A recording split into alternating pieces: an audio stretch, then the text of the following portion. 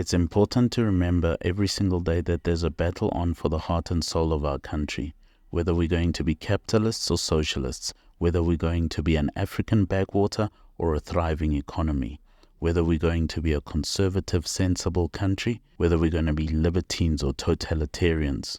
This is why we need creative destruction, because creating often looks like destroying when it's done right.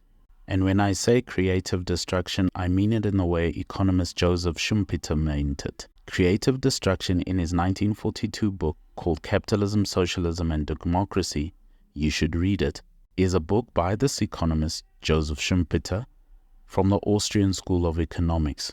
He takes the view that economic growth is driven by long wave cycles brought by big changes in technology and innovation. There are very few things South Africa needs more than the sort of creative destruction that Dr. Schumpeter is proposing here. We don't need the sort of creative destruction we've been having of corruption, service delivery strikes, and state capture. South Africa needs creative destruction because often when you destroy certain things, you change them.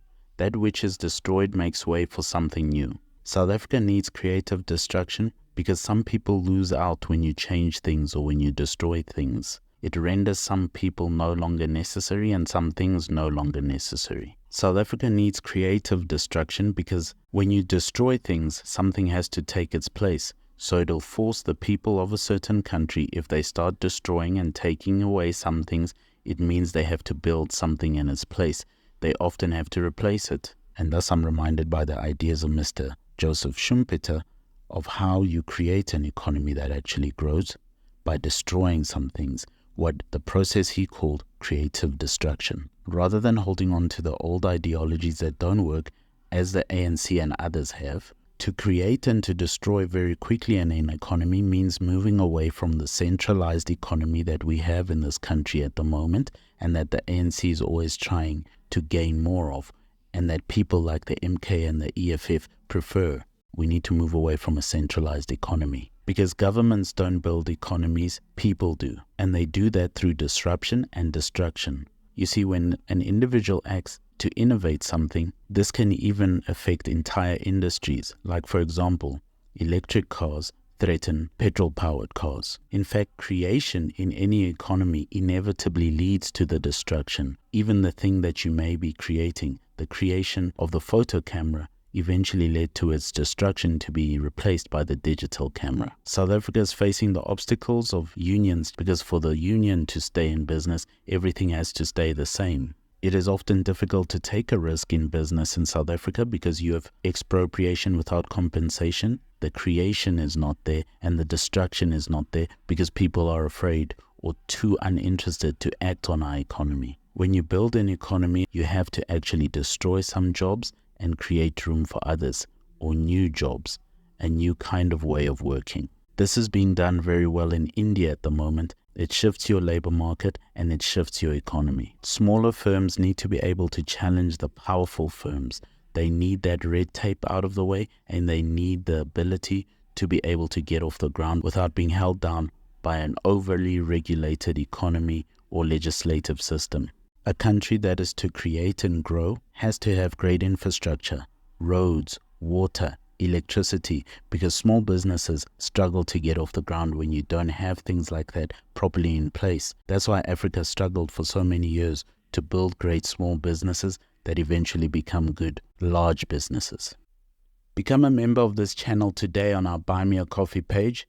You'll get exclusive members-only content, which are courses 15 to 30 minutes long. We add a new one every single month on various topics linked to the channel. When you're a member, you get access to all of them on our Buy Me a Coffee page. Check it out, the link is in the description. Subscribe to the channel. If you don't, I know you're the one that burnt down Parliament. By not lowering taxes, eliminating minimum wage, keeping the power on, and maintaining infrastructure, or getting rid of BEE, or not lowering licensing fees and other requirements, the government is limiting how big the South African economy can actually grow. You're not allowing people to destroy things and start new things by creating. Also, if there's no law and order in the country, it becomes very difficult for a new business to come into a market and disrupt things. Look at what happened to Uber and other e-hailing services. Private taxis started a war against the e-hailing services. Add on top of that the big social welfare system of the social grants, the SRD grant, that give away taxpayer money instead of creating jobs. What South Africa needs is creative destruction in its economy to avoid being a backwater, a socialist country, and a country of libertines. That's the simple and obvious conclusion. As saying, the mystery of human existence lies not in just staying alive, but in finding something to live for. We must be able to destroy and create, to do things for ourselves, our family, our community, and our country.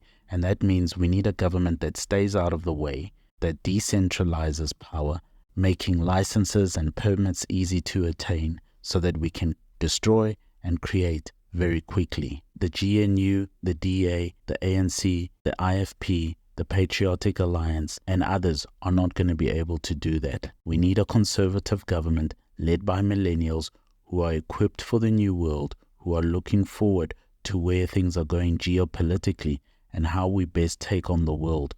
We need to destroy some things and create new things to take their place. We need a limited, small government, and that sort of government only comes with conservative leadership and conservative parties. Thank you for listening. If you dare, buy us a coffee. The link is in the description.